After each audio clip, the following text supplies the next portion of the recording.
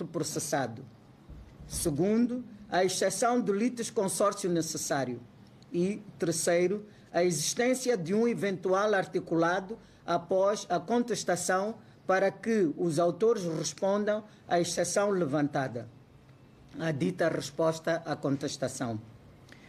Os autores desta ação interpuseram no segundo semestre do ano de 2024 uma ação relativa à incompatibilidade, prevista na Constituição, com a mesma fundamentação factual e jurídica, mas contra a pessoa do então Presidente da República. Todavia, bem avisados, os autores renovaram a ação na sequência da cessação do mandato e posse do novo chefe de Estado a 15 de janeiro de 2025. Pelo que aquele processo é declarado extinto por inutilidade superveniente motivada pela mutação subjetiva no cargo de Presidente da República e de Presidente do Partido Frelimo. A segunda questão prévia a resolver é relativa ao litisconsórcio necessário levantado. Diz-se na contestação que, tendo o Partido Frelimo interesse natural na presente demanda, devia ter sido também demandado no presente processo. E, faltando esta pluralidade passiva, as exceções dilatórias, que é o caso da ilegitimidade, obstam a que o Tribunal conheça do mérito da causa e dão lugar à absolvição da instância. É sobre esta tese que este órgão se deve pronunciar previamente. O litisconsórcio necessário que existe quando a lei ou o contrato impuser ou quando resultar da própria natureza da relação jurídica. As primeiras duas situações, imposição legal ou contratual, estão desde logo excluídas da presente lide por falta de base legal que as imponham e por não se tratar de uma relação jurídico-contratual. Fixemos então a atenção ao litisconsórcio decorrente da própria natureza da relação jurídica. A situação jurídica em causa resulta de uma norma de cariz constitucional incrustada no artigo 148 da Constituição, segundo a qual o Presidente da República não pode, salvo nos casos expressamente previstos na Constituição, exercer qualquer outra função pública e, em caso algum, desempenhar quaisquer funções privadas.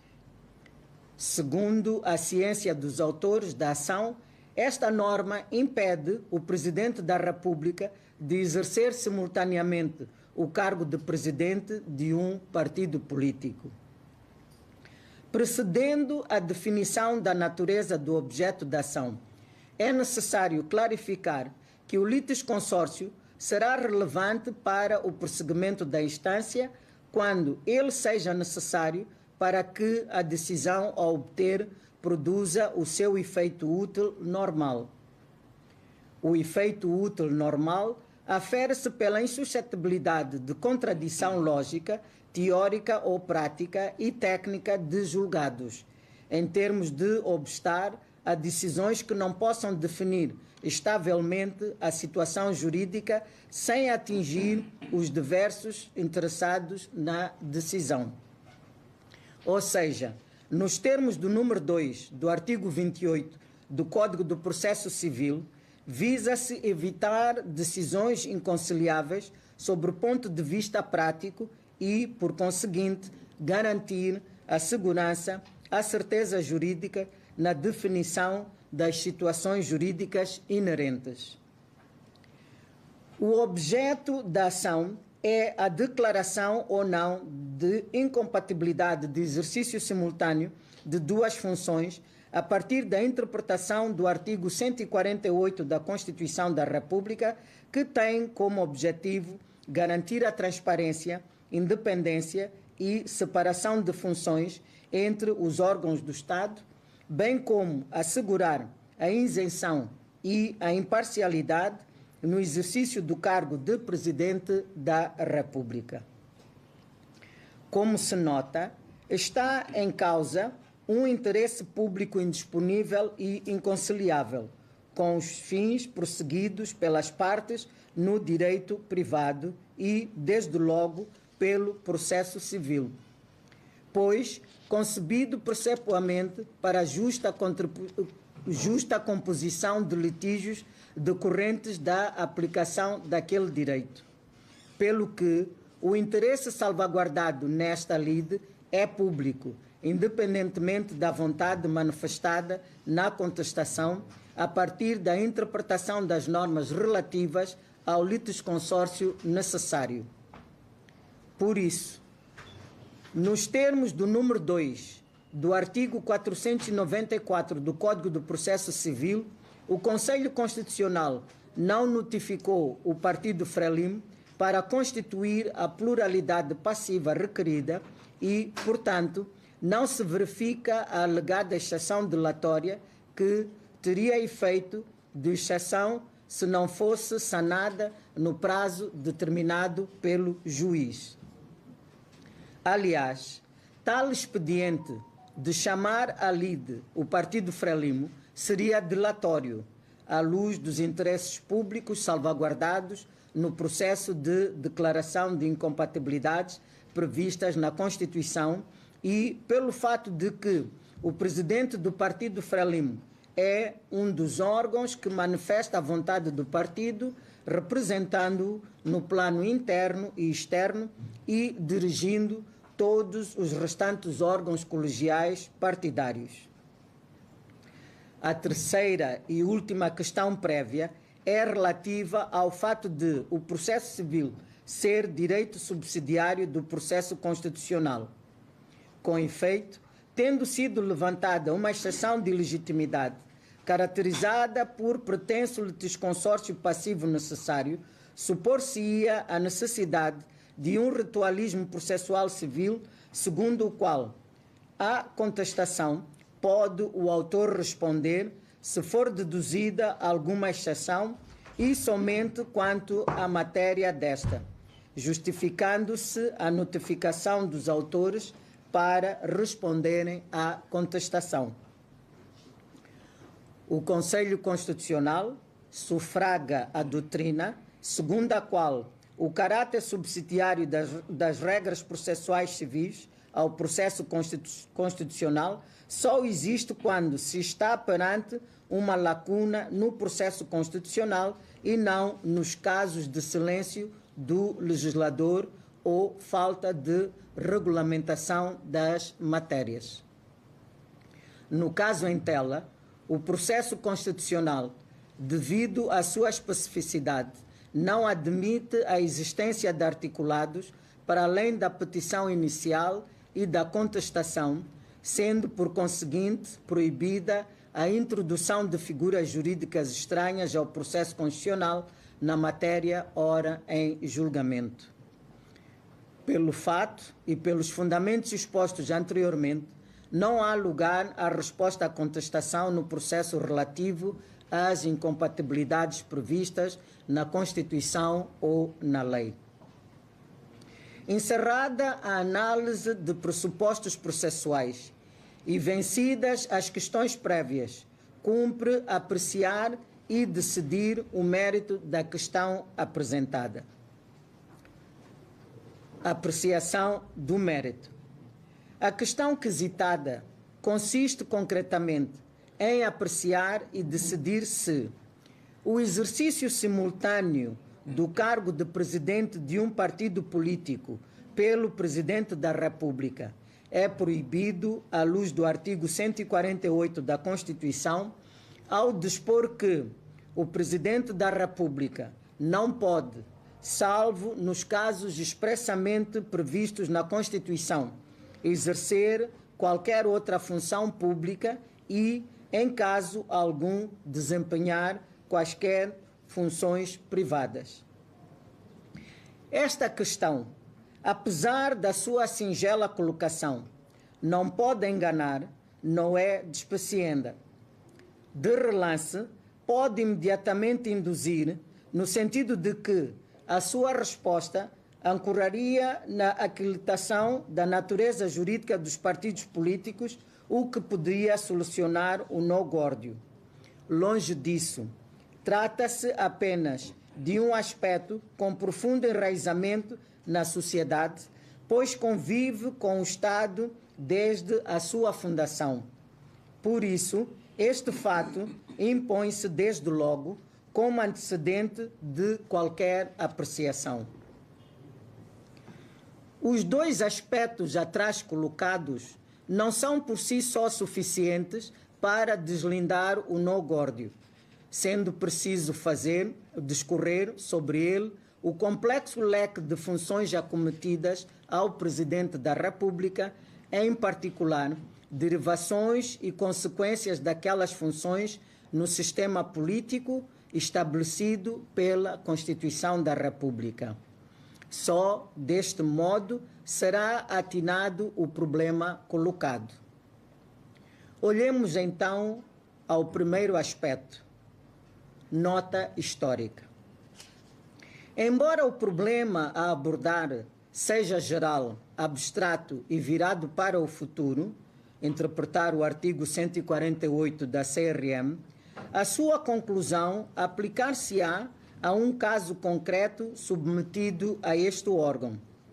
Por isso, a história será a cronografia do caso em tela, que consistirá na busca da essência antropológica deste poder, do critério da acumulação de cargos de Presidente da República com a presidência do partido.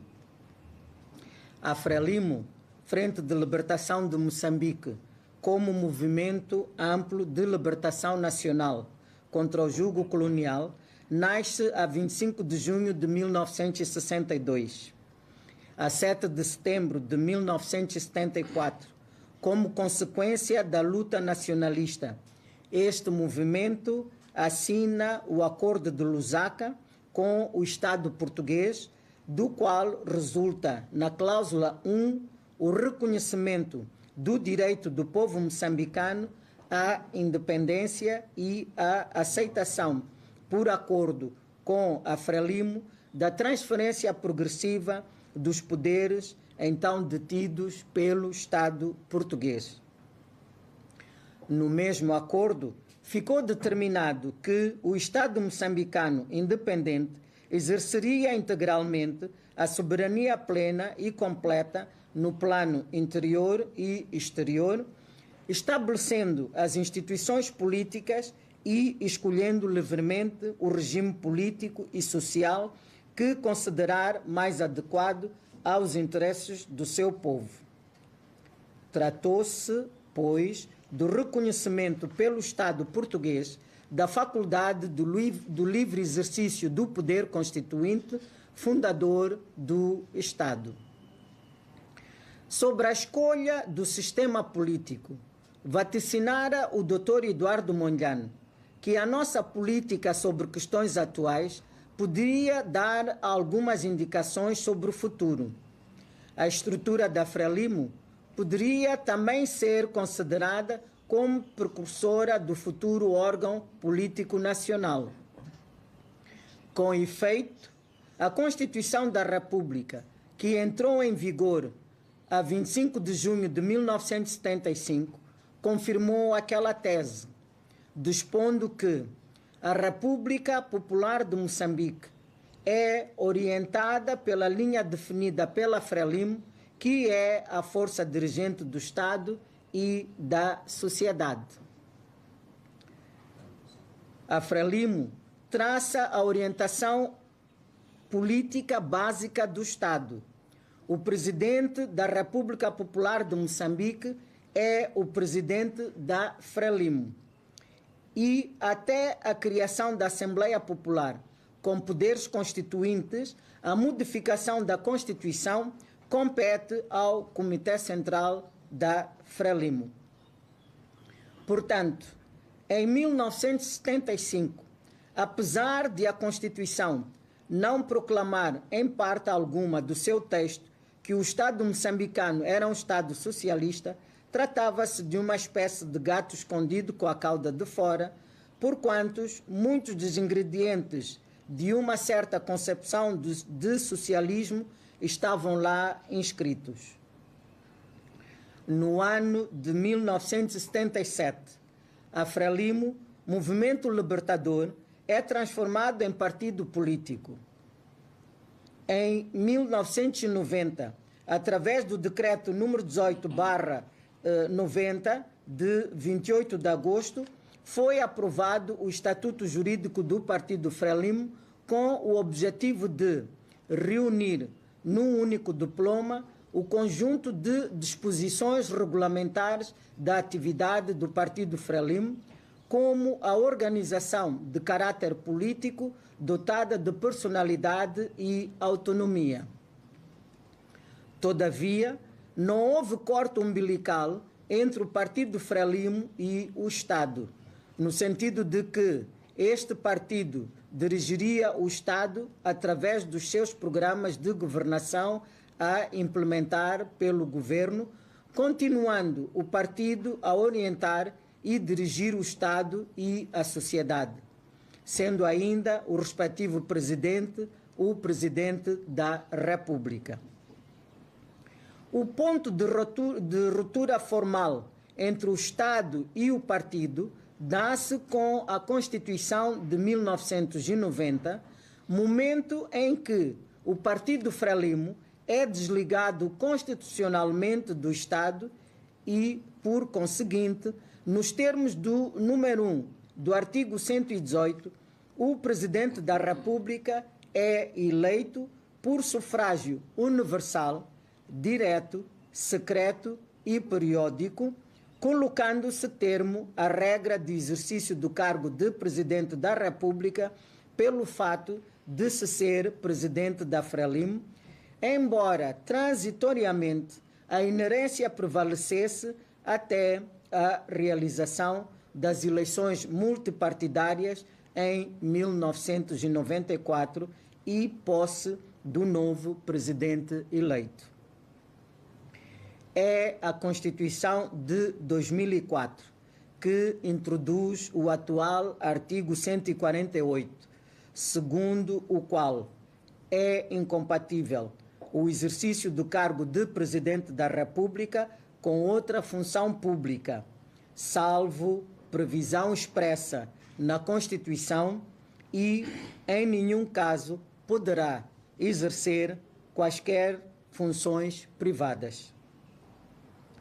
Apesar deste enunciado, a realidade atual e os fatores reais do poder apontam para a reminiscência histórica do modelo da acumulação de funções presidenciais, estadual e partidária, que, segundo os autores da ação, é expressamente proibida pela Constituição, à luz do artigo 148, pois não distingue entre as diversas funções privadas, social e juridicamente possíveis e não cabe ao intérprete distinguir a consabida, pública e amplamente publicitada incompatibilidade de exercício de funções por parte do cidadão Daniel Francisco Chapo enquanto Presidente da República e, simultaneamente, por ser Presidente do Partido Frelimo, que tem a natureza jurídica de pessoa coletiva de direito privado. Natureza jurídica dos partidos políticos. Eis o pomo desta segunda questão de interpretação do artigo 148 da Constituição a partir da natureza jurídica dos partidos políticos. De acordo com a lei, de acordo com o número 1 da Lei número 7/91 de 23 de janeiro, os partidos políticos são organizações de cidadãos constituídas com o objetivo fundamental de participar democraticamente na vida política do país e de concorrer, de acordo com a Constituição e as leis, para a formação e expressão da vontade política do povo, intervindo, nomeadamente, no processo eleitoral, mediante a apresentação ou o patrocínio de candidaturas.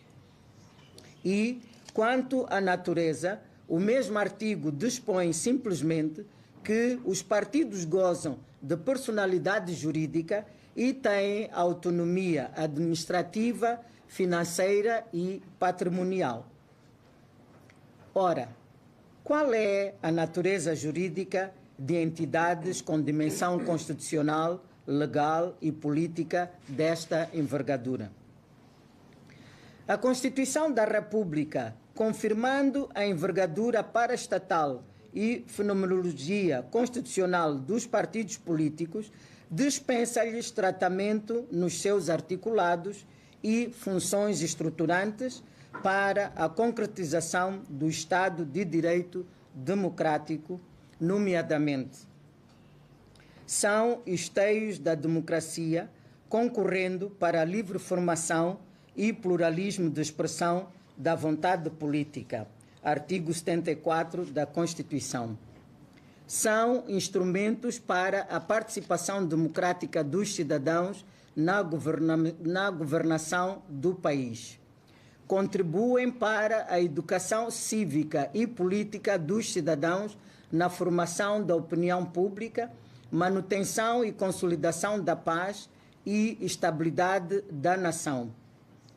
O contencioso de deliberações e de eleições dos órgãos dos partidos políticos são da competência do Conselho Constitucional e não dos tribunais comuns.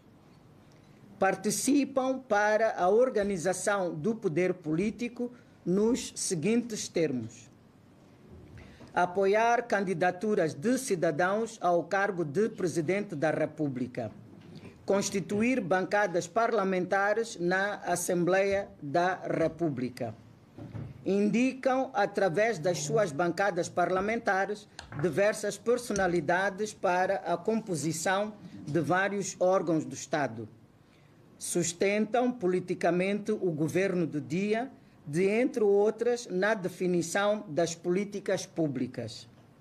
São as únicas entidades que concorrem, através de listas, às eleições dos deputados da Assembleia da República. Apresentam candidaturas para diversos órgãos eletivos das entidades descentralizadas. Terão estas entidades simplesmente natureza jurídica privada, como pretendem os autores da ação na interpretação do artigo 148 da Constituição? Alguns aspectos privatísticos da natureza dos partidos políticos não podem conduzir a uma conclusão interpretativa do artigo 148 da Constituição da República.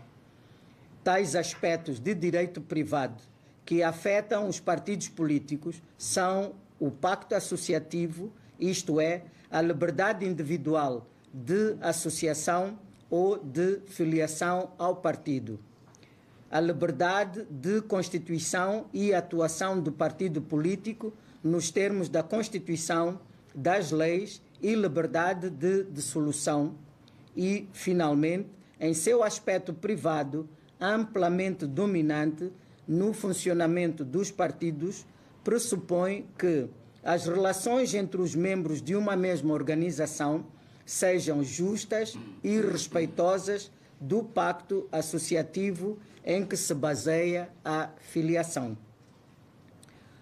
Todavia, estes apanágios do direito privado estão limitados pelos princípios constitucionais e legais que impedem os partidos de negar a democracia, a soberania e integridade territorial, a unidade nacional, a ordem pública, a competência contenciosa relativa aos partidos reservada exclusivamente ao Conselho Constitucional e o seu caráter de associação política composta de cidadãos reunidos com o fim comum de influir na orientação política geral do governo, sendo que, em outros estados, apresentam